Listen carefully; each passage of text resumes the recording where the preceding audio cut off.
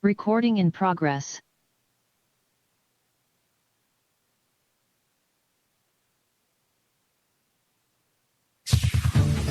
Ito ang DWD 1134 kHz AM. Balita, impormasyon at musika. Ito ang DWD AFP Radio. Boses ng Kawal Pilipino. Kayo ay nakatutok sa DWD AFP Radio. Kami po ay kasapi ng KBP, kapisanan ng mga broadcaster ng Pilipinas. Sa dami ng mga nangyayari ngayon, sigurado ka bang tama ang lahat ng naririnig at nababasa mo? Bago ka mag-react o mag-share, think ka muna! Ang Think Ka Muna Pilipinas ay isang media and information literacy advocacy campaign ng MediaQuest kasama ang KBP at ang himpilang ito na nagpapaalala sa atin na mag-pause, mag-isip-isip at kumilos ng may alam. Dahil ang goal, isang mas informed, listo at responsableng Pilipinas. Think Ka Muna Pilipinas! Dahil sa atin magmumula ang isang mas mapanuring bansa. This World Radio Day, we recognize how radio continues to evolve, guided by innovation and grounded in public service. With the help of artificial intelligence, radio delivers information more efficiently, improves sound quality, and supports responsible journalism. Yet at its core, radio remains deeply human, a trusted voice, a companion in times of need, and a bridge that connects communities. As technology advances, radio's commitment to truth, service, and the public good remains unchanged. This World Radio Day, we celebrate radio and artificial intelligence working together to better serve the public. Happy World Radio Day!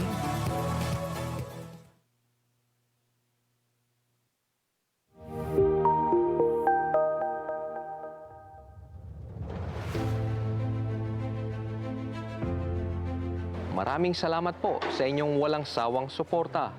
Isang malaking karangalan para sa ang inyong kawal production ng Media and Civil Affairs Group, Civil Military Operations Command, Armed Forces of the Philippines, na makatanggap ng Anak TV Seal Award, headed by President Elvira Yap Go. Isang parangal na binibigay sa mga programa sa telebisyon at online shows na may mataas na kalidad at itinuturing na angkop, ligtas at sensitibo para sa mga bata at pamilyang Pilipino. Kami ay patuloy na magiging ehemplo sa mga kabataan. Sisikapin po naming makapaghatid ng makabuluhang kwento kung papaano isinasabuhay ng sandatang lakas ng Pilipinas ang misyon nitong protektahan ang bawat mamamayang Pilipino at panatilihing ligtas ang ating minamahal na bansang Pilipinas. Maraming salamat po. To God be all the glory. Kami ang inyong kawal. Kami ang inyong kawal.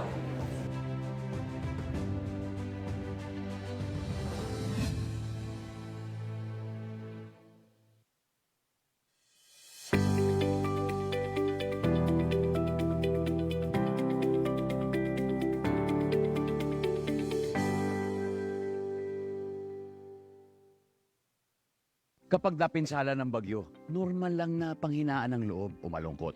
Ang mahalaga, ready tayong bumangon. Ikaw pa, Enoy ka. Kaya pagligtas ng bumalik sa bahay pagkatapos ng bagyo, i-check agad kung may nasira dito. Make sure na hindi basa ang mga outlet ng kuryente bago buksan ang main switch. Kung may nakita namang sira sa mga kable ng kuryente, i-report agad sa otoridad. Itapon din ang mga naipong tubig ulan para hindi ito pamahayan ng lamok. Babangon ka, di ba? Babangon. Ikaw pa. #panatag ang may alam. Maging panatag Pilipinas.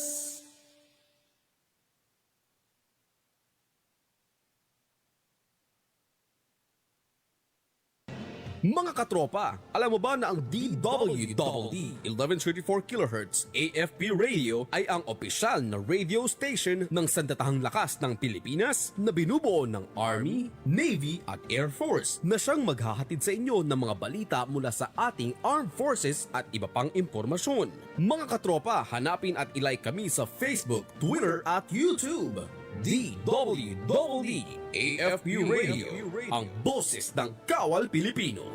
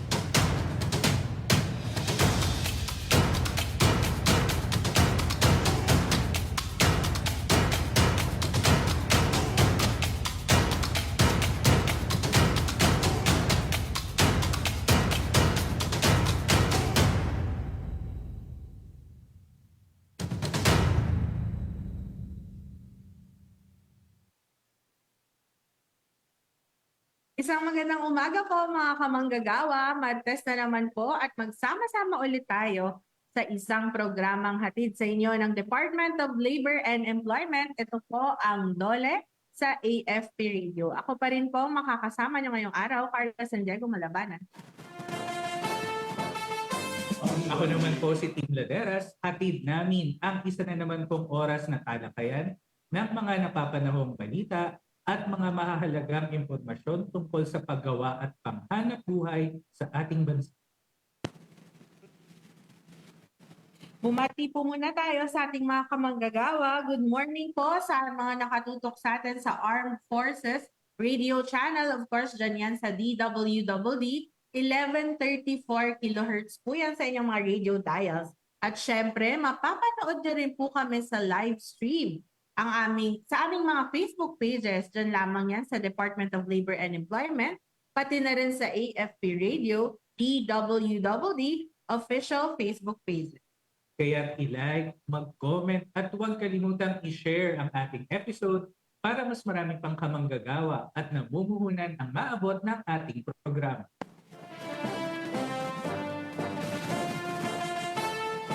Isang magandang umaga po sa ating mga kamanggagawa at syempre sa mga employer na lagi-lagi pong nakikinig sa atin. Good morning din, Sir Team, of course.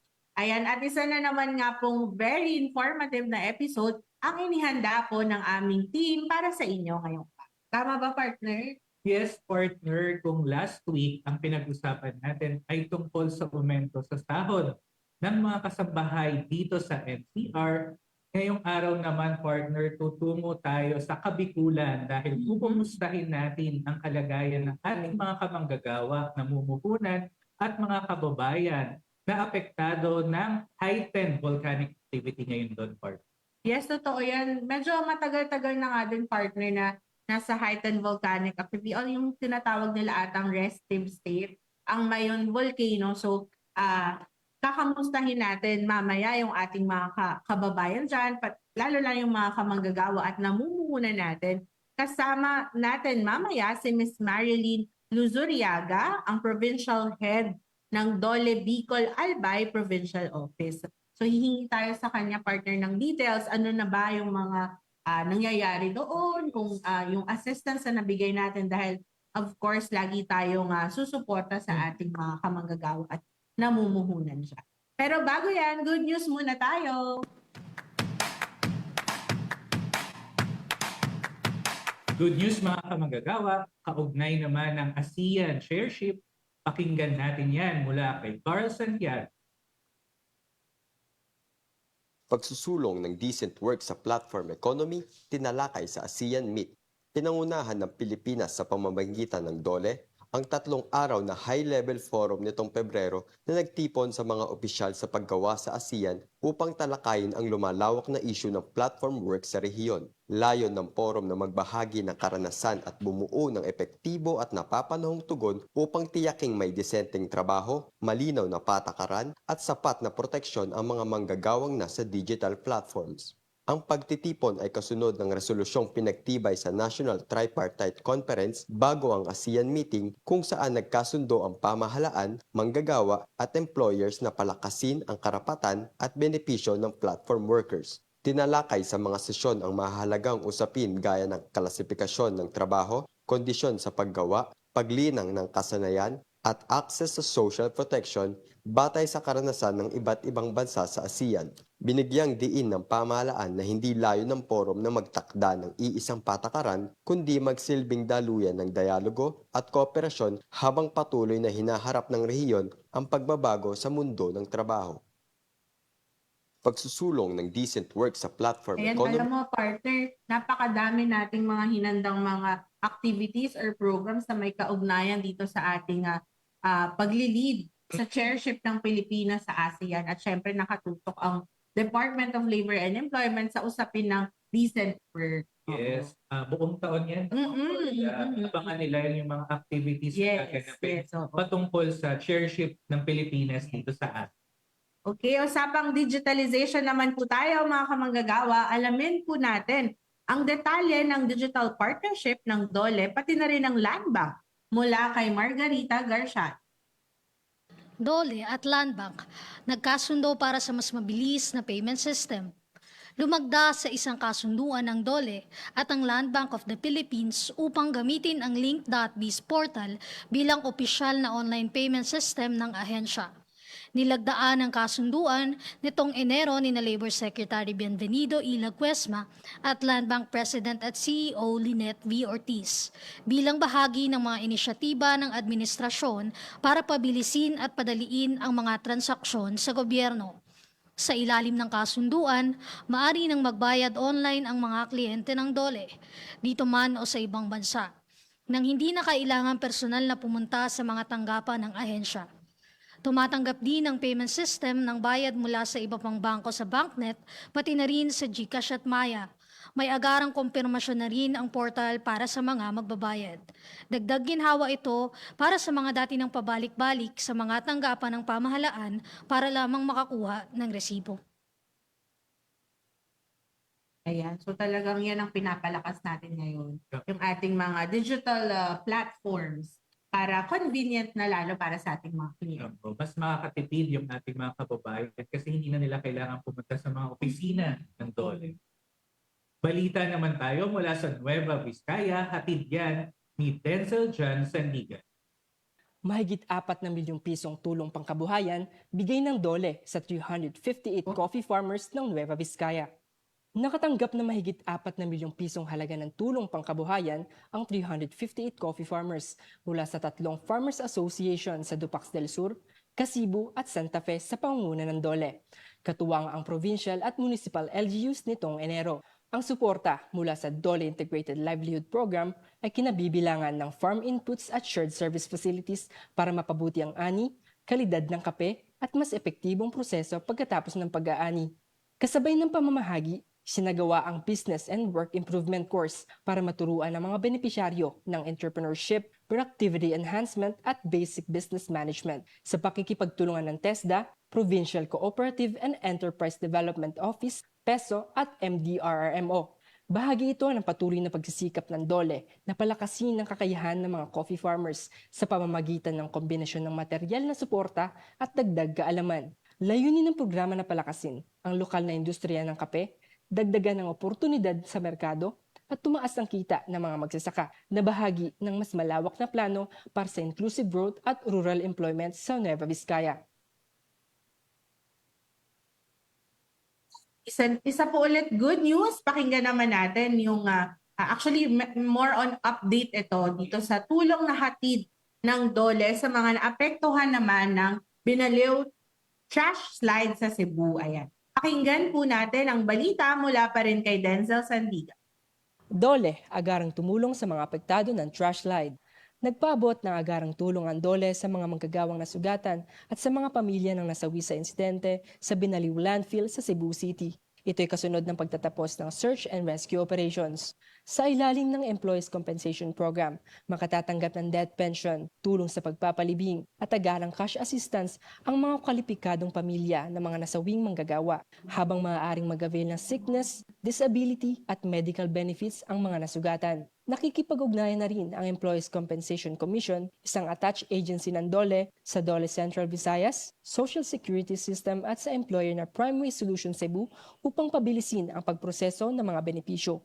Tiniyak naman ng DOLE Central Visayas na patuloy nilang binabantayan ang sitwasyon at nakipagpulong na sa mga kaugnay na ahensya at sa kumpanya upang matiyak ang tulong habang isinasagawa ang rescue operations.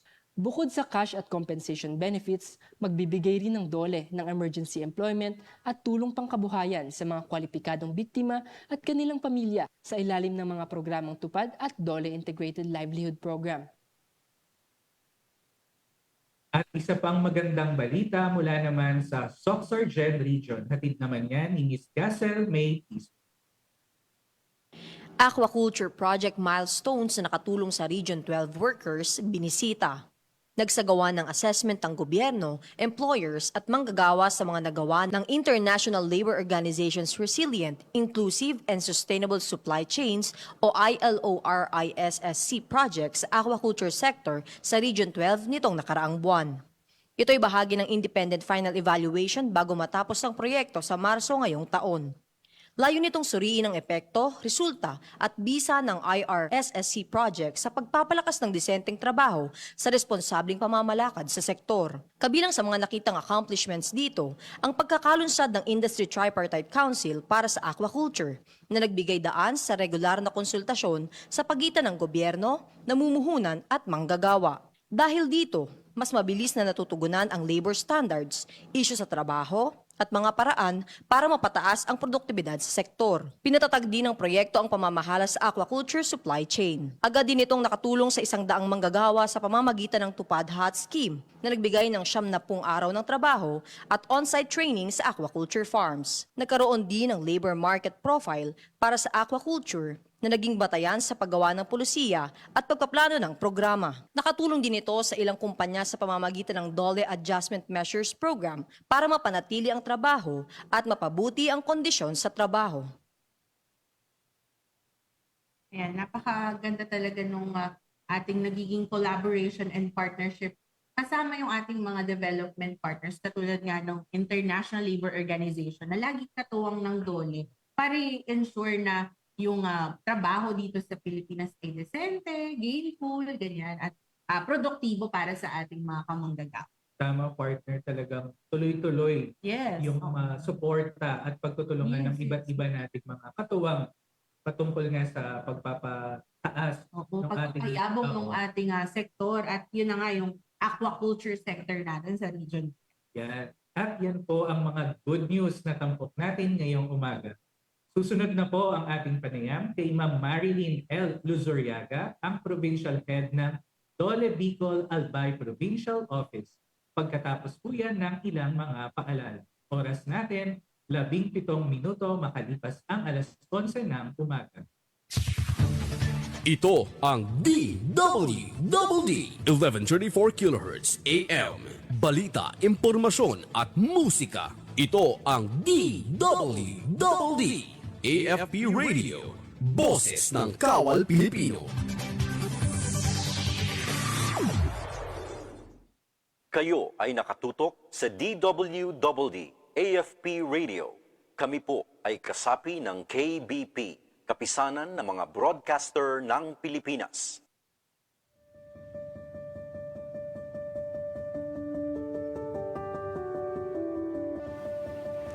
(2025) marked a year of transformation for Dole Bicol, a year of resilience in the face of change, a year of convergence through shared goals and vision, a year that redefined public service with purpose and impact. Dole Bicol channeled this transformation into a culture of agility and innovation grounded in excellence, delivering public service that creates real and lasting impact for the Bicolano people. This collective effort led to a winning year for Dole Bicol, marked by consecutive national recognitions in the Kabuhayan Awards and Labor Inspection, achievements made possible through a strong culture of convergence with stakeholders, where collaborative governance became outstanding service for the Bicolano people. In 2025, the Tulong Panghanap Buhay para sa mga Disadvantaged Workers or TUPAD program stood out as a convergence-driven intervention, providing emergency employment to 182,910 disadvantaged workers, or 198% of its target, supported by 948.55 million pesos in program funds. Its strength lay in Dole Tupad's convergence with various partner agencies, including Tupad Kasanayan with TESDA, which linked short-term employment with skills training. Other key convergence initiatives included Tupad Turismo with DOT, Agri-Tupad with DA, Tupad PWD, Project Tupad Luntian with DENR, Project Daloy Tupad para sa irigasyon with NIA, Tupad Baliksigla sa Ilog at Lawa Program or BASIL with BIFAR, Tupad Through Lawa and Binhi Project with DSWD, and Tupad Paglaom with WJNP, addressing employment needs across multiple priority sectors. With strong LGU support, Tupad evolved into a coordinated, multi-sectoral platform that promoted inclusive growth, community resilience, and local economic development. livelihood empowerment took center stage under the DOLE Integrated Livelihood Program. The DOLE Integrated Livelihood Program, or DILP, exceeded its target by assisting 4,230 beneficiaries with 106.24 million pesos in livelihood support. Program implementation was strengthened through interagency convergence with the DTI for business management, TESDA for skills training, and the RTWPB for productivity enhancement, with the Department of Social Welfare and Development ensuring program integrity through certificates of non-coverage. The program was further strengthened through DOLE's partnership with BRAC, integrating the graduation approach into livelihood interventions. At least 500 former 4-piece beneficiaries from 7 municipalities in Albay served as pilot beneficiaries, demonstrating effective transition towards sustainable livelihoods. These achievements were recognized at the National Kabuhayan Awards 2025, where DOLE Bicol was honored as Best Region in DILP implementation and first runner-up Best Livelihood Project individual category. For the youth, DOLE Bicol opened doors to opportunity through the government internship program. It strengthened youth employability and public service readiness by providing meaningful government work experience to 4,122 interns. Notably, 341 beneficiaries successfully transitioned into regular employment across various sectors, underscoring the program's effectiveness as a pathway from internship to decent work. The program was implemented with a total investment of 140.02 million pesos, reinforcing DOLE Bicol's commitment to building a skilled, work-ready workforce while supporting government institutions. The special program for employment of students delivered exceptional impact, assisting 5,064 beneficiaries. The program primarily supported 4,948 students, helping them sustain their education through income and meaningful work experience, while also engaging 104 out-of-school youths toward productive workforce participation. SPES implementation was reinforced by 107 partner employers, led by 98 government institutions and complemented by private sector partners, providing structured and skills-oriented work environments. Beyond temporary employment, the program generated 227 post-program hires, affirming SPES as a strong pathway from student employment to long-term work. Inclusive youth employment was further strengthened through the Jumpstart Philippines program. In 2025, 253 at-risk youth from the Bicol region completed a soft core skills training under the Jumpstart Philippines program, implemented by the Department of Labor and Employment with PESO partners. A key milestone was the expansion of Jumpstart implementation to Gubat, making it an added municipality alongside Legazpi City and Naga City. This expansion strengthened inclusive youth employment, equipping participants with job readiness, communication, and core workplace skills, and reinforcing DOLE Bicol's commitment to widening Jumpstart coverage and preparing youth for sustainable employment. Protecting workers and ensuring safe workplaces remained a priority. The Labor Inspection Program posted outstanding results in 2025, achieving a 92% compliance rate under the General Labor Standards. The Construction Safety and Health Program, while 23 OSH investigations were conducted in response to reported hazards and incidents. Key milestones included a 2025 World Day for Safety and Health at Work, highlighting AI and digitalization toward zero accidents, and the rollout of DOLE Be Safe Patrol and Barangay Safety Patrols in Masbate, Catanduanes, and Camarines Norte, strengthening grassroots OSH initiatives. Through technical and advisory visits, Dolly Bicol strengthened compliance and safety among 7,286 micro-establishments, surpassing its target, ensuring that even the smallest enterprises are guided toward decent and compliant workplaces. In 2025, Dolly Bicol strengthened labor relations by empowering workers, expanding knowledge, and sustaining social dialogue across the region. Capacity building, livelihood support, and scholarship assistance under the Woodfee Plus enabled workers' organizations to progress from learning to sustainable economic activity.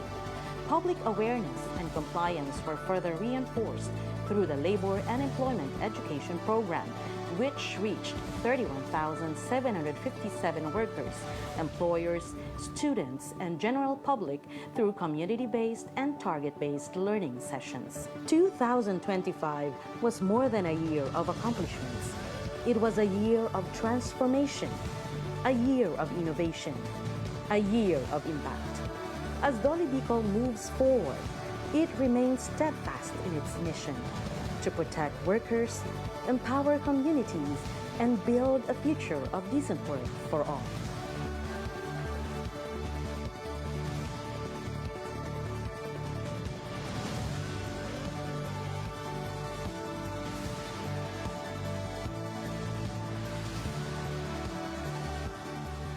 Nagbabalik po tayo sa ating programa, Dole sa AFP Radio. Tuloy-tuloy po ang assistance ng Department of Labor and Employment sa mga kamanggagawa nating apektado ng iba't ibang kalamidad sa Pilipinas. At kasama na nga dyan yung ating mga kamanggagawa na naapektado ng pagiging restive ng Bulkang Mayon sa ngayon. Tama ka dyan, partner. At kasama natin ngayong umaga para pag-usapan ang detalye ng tulong na ipinapaabot ng ating kagawaran para sa mga apektado ng Bulkang Mayon. Makakasama po natin si Ma'am Marilyn L. Luzuriaga, ang Provincial Head ng Dole Bicol Albay Provincial Office. Ma'am Marilyn, magandang umaga po. Ako po si Carla at kasama ko po dito ang aking partner na si Tim. Welcome po sa Dole sa AFP Radio, ma'am.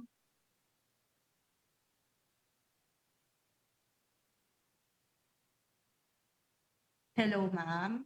Sorry po, yung ating audio po ata ay... Nakamute po yata kayo, Ma'am Mary. Ayan. So thank you very much po, Ma'am Carla and Sir Tim, for this opportunity na makasama po kami sa inyong programa. So, Thank you po. Yes po. Thank you po, Ma'am Marilyn, din sa pag-accept ng aming invitation po dito sa inyo po sa Dole Bicol. Gusto lang sana naming malaman, ma'am, ano na po ba yung pinakahuling update ng ating regional office hinggil po sa sitwasyon, ma'am, ng Mayon Volcano at sa epekto po ba nito sa mga manggagawa po dyan po sa nalalapit na lugar po ng Bulkang Mayon, ma'am? So Ma'am Carla, sa kasalukuyan po, ang update po nito natin sa Mayon Volcano, ang Dole po ay patuloy po ang pakikipag-ugnayan sa ating mga local government units sa pamamagitan po ng ating PESO office. Meron po tayong PESO managers dito po sa Albay. Lahat po ng mga LGUs, meron na pong designated PESO managers at ang iba naman po ay mga institutionalized na po yung PESO. And patuloy pa rin po kami nakikipag-ugnayan din po sa iba-ibang ahensya upang atin pong matugunan ang pangangailangan po nitong mga affected workers po natin dulot po nitong Mayon eruption po. Ito pong kung dito po kayo, kung taga Bicol po kayo, parang sa amin po, kasi ever since po, ganito na po talaga activities ng Mayon. College pa po ako, 1983, ganyan na po siya. Nagbubuga-buga lang siya, pero hindi po talaga siya yung talagang explosion na malakihan. Kaya pasalamat pa rin po kami sa ating Holy God, sa kanyang gabay at patnubay. Hindi po niya pinapabayaan ang ating mga manggagawang Pilipino at lalo po yung mga affected po nitong Mayon eruption po. Kaya po kami po sa Dole, ang ini-implement pa rin po namin ay aming programa po, yung ating tinatawag na kilalang-kilala po ang tupad. Tulong, lahat talaga alam. Kahit kailan po, tupad ang pinaiiral po natin upang mabigyan po natin ng agarang assistance po, ito pong mga manggagawa po natin, lalong-lalo na po yung affected po nito is yung sa agricultural sector, yung mga magsasaka po na andun po, nakatira po sa 6-kilometer danger zone. Apo. Nabanggit po ninyo, Ma'am Marilyn, na isa sa mga pinaka-apektadong sektor is yung mga nasa agriculture. Bukod po sa kanila, aling sektor pa po ba sa ating mga kamanggagawa yung apektado nitong eruption nga nung Mayon at ano rin po yung tulong bukod po sa tupad yung ating ipinapaabot sa kanila? So, sa ngayon po, Sir Tim, talaga po ang affected po talaga natin dito sa Bicol region ay yung mga manggagawa sa agriculture. Yung nabanggit ko po kanina, lalong-lalo na po yung mga magsasaka. Apo. Ma'am Marilyn, follow-up lang po. Meron din po ba tayong mga tourism workers na malapit sa Mayon na naapektuhan po nitong kasalukuyan po yung resting activity ng bulkan? It's a very sikat po na tourist spot talaga pag sinabing Bicol ang Mayon, di po ba, ma'am? So, before pa po nangyari po itong ano natin sa Mayon eruption, meron na po talaga tayong programs po dito, tinatawag po natin Tupad Turismo. Yes. Yung ano po natin, sa pamamagitan po ng Tupad programs, may partnership po kami with the Department of Tourism para din po lalong mapaganda po natin ang turismo, hindi lang po dito sa Albay, kung hindi po sa buong Bicolandia. So may talagang specific program para sa ating mga nasa tourism sector. Yes. Ma'am Marlene, tanong na rin po namin, yung po bang mga napabalita po, na nakuha po nating informasyon na nawalan po ng hanap buhay. Ayan, paano po ba pinapaabot ng DOLE yung tulong po para sa kanila? At paano po ba natin dito nakakatuwang yung ating mga local government units, ma'am? So, bilang agarang tugon po namin, yung nasabi natin, pinapatupad natin yung ating pong DOLE, ang tulong panghanap buhay sa ating disadvantaged workers upang mabigyan po sila ng pansamantalang trabaho ang mga, lalo na po yung mga manggagawang affected po nitong alert status po. At yung pong naandun po sa evacuation centers, dito po, sabi nga natin na nakikipag-ugnayan po tayo sa lokal na gobyerno po upang maibigay po natin na ang ating pong mga manggagawa po, yung sabi nga natin, lalong-lalo na po, andun po sa evacuation center, na mabigyan po sila ng emergency employment at kaukulang sahod upang makatulong sa kanilang pang-araw-araw na pangangailangan. So katulad po nito, isinasagawa po ang mga gawaing sanitation at clean up sa mga evacuation center. At ito din po yung communal gardening at iba pang community-based activities na angkop sa kasalukuyang sitwasyon upang makatulong po sa komunidad. And sa ngayon po, sa kasalukuyan, patuloy po ang aming validation at profiling ng mga apektadong manggagawa. Yung nga sabi natin na patuloy ang pakikiugnayan sa lokal na pamahalaan at kinoconsolidate po namin ang mga datos hinggil sa kabuoang bilang ng mga benepisyaryo at halaga na naibibigay sa tulong ng kasalukuyang pong programa natin under sa tupad. And once na ma-finalize po ito, amin po itong ibabahagi sa publiko upang malaman po nila kung ano po ang mga ginagawa po ng DOLE Regional Office po dito sa Bicol. Ayun. Since nabanggit nyo na po, Ma'am Marilyn, na tupad po talaga yung ating ini-implement sa panahon ng mga kalamidad tulad po nitong pag-aalboruto ng Bulkang Mayon. Meron pa po bang ibang mga programa yung hinahanda ng regional office para matulungan po yung mga apektado nating kababayan dyan sa Bicol? Opo, sir. Kasi meron po tayo, kasi ito pong program natin na tinatawag po natin na DELEAP. Ito po yung DOLE Integrated Livelihood Emergency Employment Program. So kasama po dito yung tupad at saka livelihood. So, yung mga...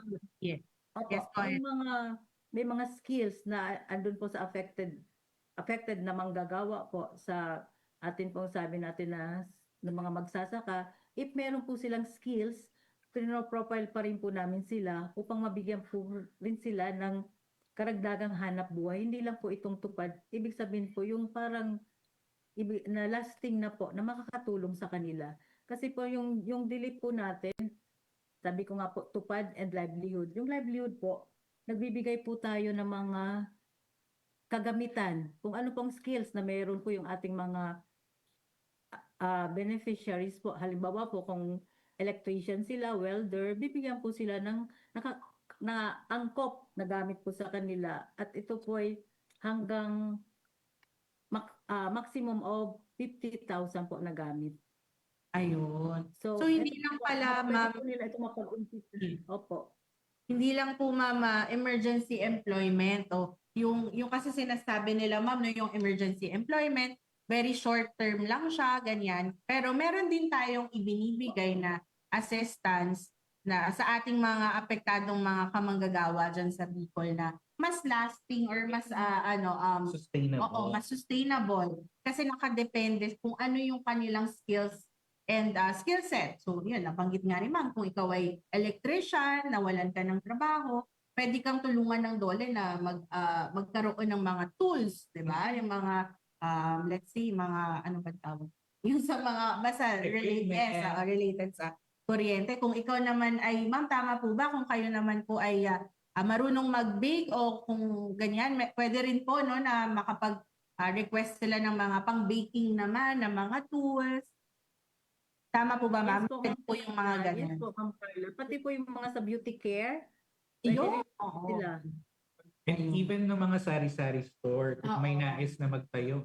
Opo, Pag certain, ma'am, yes, yung ma'am. sari-sari store po, dinidiscourage po natin yan. Hindi po sa okay. Bicol Region. Hindi po kami yan nag-i-implement kasi yung mga previous po na may mga napagbigyan kami niya noon, talagang nawawala po yun. Samantalang po itong mga gamit, talagang kahit saan po sila pumunta, dala-dala po nila ito na mapapakinabangan nila. Pag sari-sari store, usually, alam naman po natin ay nangyayari na yung mga paninda na kukonsumo. Kaya ang nangyayari, instead na sari-sari store, nagbibiro ang iba, sabi nila, sara-sara store na. Kasi kung wala nang paninda. Apo. So mas maganda talaga pag mga tools and equipment yung naibibigay kasi mas nila pong magagamit, no, Ma'am Marilyn. Pag ganito ba, ma'am, na meron tayong mga interesado, follow up lang po, no? Kung may interesado po tayong mga kamanggagawa na mag-avail itong mga kabuhayan, ganyan, saan po ba sila pwedeng pumunta or saan po ba pwedeng makontak ang provincial office po ng Albay? So, ang provincial office po ng Albay, andito po kami sa 4th floor, Ayala Malls, Legazpi City. Ayan, so punta lang sila doon, no? Very accessible. Maliban naman po sa tulong sa ating mga manggagawa, Ma'am Marilyn, meron din po ba tayong assistance naman para sa mga affected nating employers o mga negosyo para hindi po sila tuluyang magsara, ma'am?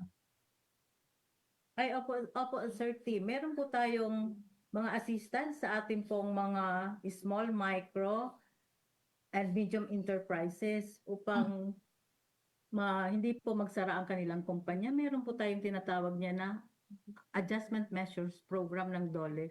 Kasi marami pong nagtatanong, bakit daw ang DOLE pro-labor? Wala daw tayong binibigay sa mga employer. So, eto po para maiwasan po ang pagsasara or pagkakalugi ng isang kumpanya, pinapaabot pa rin po natin na meron pa rin po tayong programa para sa kanila. Ito nga pong tinatawag natin na Adjustment Measures Program. Lalo na po yung, di ba, affected ng mga baha, ng bagyo. Di ba yung nangyari nun sa Naga City and sa Catanduanes? Kaya yung po ang binigay namin mga assistance po sa ating mga employers. Meron po talagang programa. Hindi po napapabaya ang ating departamento sa ating pong mga workers and at the same time sa employers para makita po natin na andun pa rin po ang tiwala ng ating mga mamamayan sa Department of Labor na sabi nga natin po na dapat yung trabaho natin is work with integrity and we give our clientele with excellent service po. Ayan. Ang ganda nung sinabi ni Ma'am Marilyn, with integrity and of course, always yung excellence sa pagsaservisyo natin sa ating mga kamanggagawa, pati na rin sa ating mga employers. So, kung meron tayong programa para sa ating manggagawa, nandiyan din yung syempre para sa ating employers dahil gusto natin balance yun. I-highlight lang natin yung parang naging discussion natin na yung mga programa natin for workers, nandiyan ang TUPAD, ang emergency, nagbibigay tayo ng emergency employment. While for our employers naman, nandiyan ang DOLE adjustment measures. Yes, of course, yung kabuhayan program din para sa ating mga workers na merong mga specific na skill set na kayang mag-umpisa ng mga business, ganyan, ng livelihood. Ayan, meron din ganyang assistance na binibigay ang DOLE. At syempre, sabi nga ni Ma'am Marilyn kanina, punta lang po kayo sa Albay Provincial Office. Ma'am, no, marami tayong mga staff dyan na handang tumulong sa ating mga workers, pati na rin ng ating mga employers na I think mag-submit ng proposal documents na kakailanganin nila. Yes po, Ma'am Ayan. Carla. Ayun, napakaganda nung sinabi din ni Ma'am, no, na talagang hindi lang for sa pagputok ng bulkan yung mga services natin, kasi yung mga serbisyo na yan, lahat ng kalamidad, yung mga apektado, kasi nagkaroon na nga ng pagbaha, 'di ba, sa Naga and Catanduanes na banggit. Ayan. So, ma'am, if Ma'am Marilyn, meron lang po tayong mga questions from our concerned citizens na kuha natin sa ating Facebook. If pwede po namin na maitanong sa inyo. Ito, medyo lalayo lang tayo ng konti dun sa ating napag-usapan kanina. Kasi may question po tayo, ma'am, from Karen. So, isa siyang, hindi po niya yung tunay na pangalan, pero meron daw po bang aasahan yung ating mga kamanggagawa dyan po sa Bicol region na mga job fairs po? Nalalapit na job fairs po ngayon, siguro nga February or towards March, ma'am? Yes po, Ma'am Carla. Nakakatapos pa lang po yung job fair po natin dito, yung ano po ng ating Peso, Legazpi City. Yan. So, pasalamatan po namin yung ating mayor po, si Mayor Hisham Ismail, sa pagsuporta po niya ng programa ng DOLE, and of course sa ating Peso Manager, si Sir Dads Ranyeses. So, matagumpay pong naidaos po natin yung ating job fair last February 20. Ito naman po ay hindi lang po ito para sa affected ng volcano, itong tinatawag natin pong Mayon volcano na alert, nasa alert level po siya. But ito rin po ay para din po dun sa mga affected po na mga workers in the construction industry. Kaya po nagkaroon po ng collaboration po yung Peso office po natin and ang DOLE, hindi lang po yung provincial office, and of course ang ating pong regional office sa pamamagitan po ng ating butihin at mapagmahal na regional director, si Regional Director Imelda F. Gatinaw. Familiar po siya sa pangalang RD Dedeng. So yung pong naisagawa na po natin. And prior to that po pala, nakalimutan ko, meron din pong naunang job fair last February 13 sa Pulangi, Albay naman po. And kahapon po, galing din naman po kami sa LGU Daraga sa pamumuno po ng ating mayor, si Mayor Vic Perete, at ang kanyang Peso Manager na si Sir RJ. So naidaos natin yung job fair po doon sa Daraga, Albay. Maganda po yung result. Kasi merong, yung sabi na, nag-usap nga po kami muna ni Sir RJ, yung ating Peso Manager. Sabi ko, Sir RJ, target natin na meron tayong 50 na hats. Yung hard on the spot po.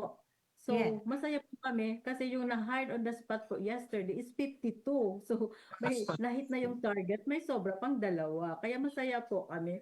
And of course, masaya rin po yung sa LGU Legazpi na job fair kasi madagsahan po talaga mga applicants kasi marami po talagang affected din po tayo dun sa construction industry. So, yung po mga pinagagawa po ng DOLE. At tuloy-tuloy rin po yung mga job fairs naman natin, Ma'am Marilyn? Yes po, Sir Tim. Tuloy-tuloy po yung job fair po natin. Ayan. At saka, lagi lang yung ating mga kamanggagawa, lagi lang kayong mag-follow na rin, no? Mag-like ng mga social media pages po ng ating regional office, pati na rin po ng DOLE Albay. Kasi ma'am, tama, no? Diyan po kayo nagpo-post ng inyong mga updates. Yes po, Ma'am Carla. Ayan. Isa pa pong question na nakuha natin sa ating netizen, Ma'am Marilyn, mula naman kay Reb. Tungkol naman po ito, Ma'am Marilyn, sa guidelines sa final pay at certificate of employment. Ang katanungan po niya, sa regular employee lang ba ang certificate of employment o pati sa mga empleyado na may agency na humahawak? Ito lahat po covered, Sir Tim. Regardless po na ikaw ay directly employed na isang kumpanya or you are employed under the job contracting and subcontracting agreement, once na na-severe na po ang employment relationship, kinakailangan po magbibigay po ng Certificate of Employment.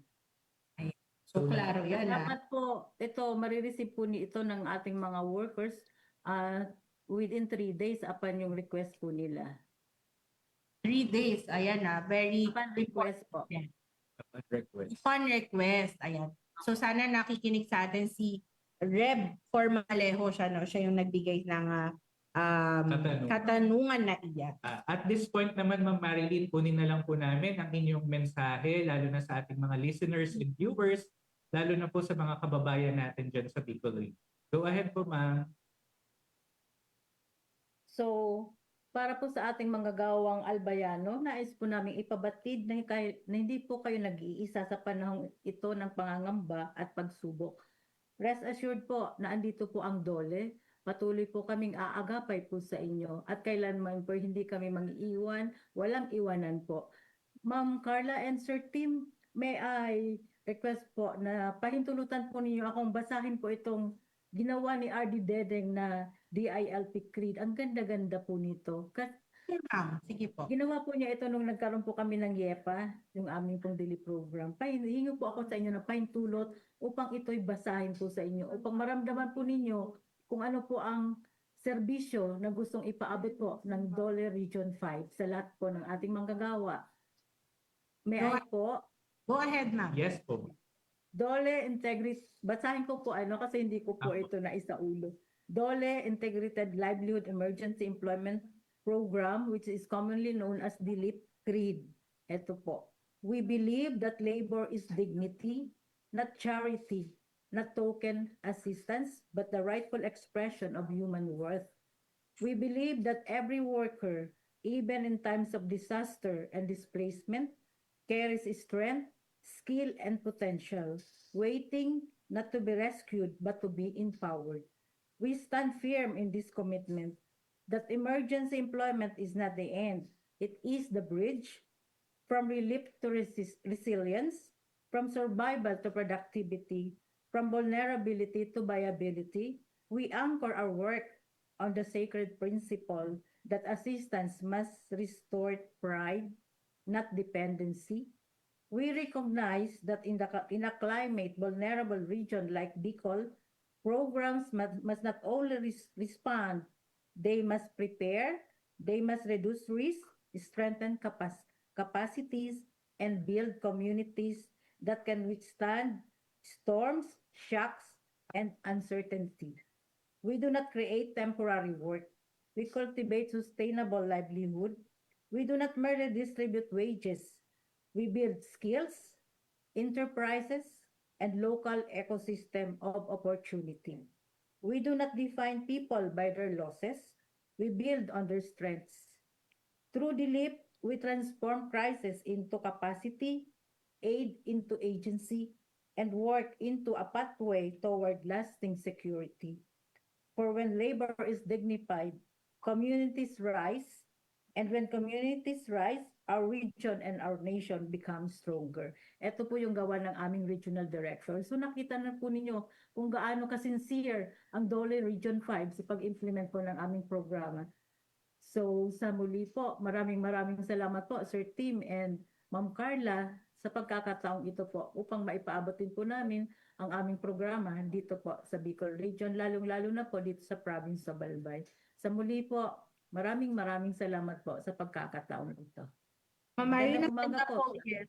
Ang ganda po, ma'am, nung shinare nyo na DILP Creed. Diba? At gawa po yun, ma'am, ni R.D. Dedeng. Yes, opo, napakaganda. Support namin siya dyan. At talaga pong nandun po kasi yung focus sa pagbibigay ng dignidad sa ating mga kababayan, no? Yung trabaho na nagbibigay sa kanila ng dignidad para yun naman ang gusto natin, na empowered sila sa kanilang sa mga binibigay natin na assistance sa kanila. Parehas tayo ng partner na tumatak sa isipan. Yes, oo. Nag-restore tayo ng pride at dependence. Yes, okay. Napakaganda. Ayun po, at maraming salamat po, Ma'am Marilyn L. Luzuriaga, ang Provincial Head po ng DOLE Bicol Albay Provincial Office. Ma'am, thank you po sa mga na-share niyo po sa amin na updates and pati na rin po syempre sa pag-share nitong napakagandang creed na gawa po ni RD Dedeng Gatinaw. Sa muli po, maraming salamat po and of course, ingat po kayo lagi dyan, ma'am. Thank you, ma'am, and stay safe po. Apo, ganun po sa inyo. Ingat din po kayo. So the Holy Spirit is your guide, shield, and protection. Salamat po.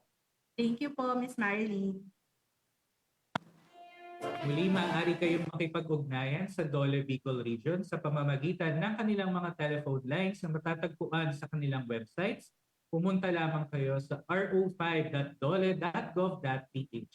Maaari din kayong sumangguni sa iba't ibang field offices ng ating Dole Bicol. Ang address po ng kanilang mga tanggapan ay makikita po sa kanilang website, yung ro5.dole.gov.ph. Yan, maganda rin nalaman natin, no, Sir Team, from kay Ma'am Marilyn na hindi naman din na natin gustong sabihin na very, dahil resilient nga yung Bicol, kilala naman ang ating mga Bicolanos, no, na very resilient pagdating sa mga calamities and all. Pero, oo, anumang pagsubok. Pero, gusto lang din natin sabihin sa ating mga kababayan na may Dole na pwedeng mag-assist sa kanila kung sila nga ay naapektuhan yung kanilang kabuhayan o trabaho. So maaari lamang silang sumangguni dun sa ating iba't ibang opisina. Hindi lang sa Albay, no, pati din sa ibang mga provincial offices ng ating Dole Region 5. At syempre po, para sa iba pang labor-related na tanong, or kung may nais pa po kayong malaman or ireklamo, bukas din po ang Dole Hotline 1349. Dial nyo lang po yan sa inyong mga telepono. Maaari din po kayong mag-send ng email sa hotline 1349@dole.gov.ph o magbigay ng direct message sa aming Facebook page para sa inyong mga labor and employment concerns. Hanapin lang syempre ang official at verified Facebook page ng Department of Labor and Employment. At syempre po, dahil nandiyan na rin lang kayo, di ba? I-like nyo na rin po yan, mga kamanggagawa, yung ating Facebook page. At mag-follow na rin sa ating mga iba pang social media accounts. Meron po tayong TikTok, Instagram, X, at YouTube accounts. Para naman po lagi kayong updated sa mga balita at programa na hatid ng Dole para sa inyo. I-type nyo lamang po at dolegov_ph. Ayan. At hanapin nyo rin po kami sa Viber. Meron din po kaming Viber Community Channel. #Servisyong Dole. At isa na naman pong episode ng ating napagsamahan, mga kamanggagawa. Sa susunod na episode, unang Martes ng Marso, abangan kung anong Dole program ang ating pag-uusapan dito sa ating programa. Sa ngalan ng aming mga kasamahan sa Dole Information and Publication Service at sa tulong ng ating mga katropa sa Armed Forces of the Philippines Radio, ako pong muli si Team Ladera. At ako naman po, si Carla Malabanan, tutok lang po ulit sa ating susunod na episode. Siguro sa mga laging nanonood sa atin, alam na nila kung ano ang students. Ayan, pagdating ng March, ayan. So abangan niyo yan, mga kamanggagawa. At syempre, ang iba pang programa para sa mga serbisyong hatid ng Dole sa bawat manggagawang Pilipino. Dito lamang yan sa Dole sa AFP Radio. Ang oras po natin, 11:53 a.m.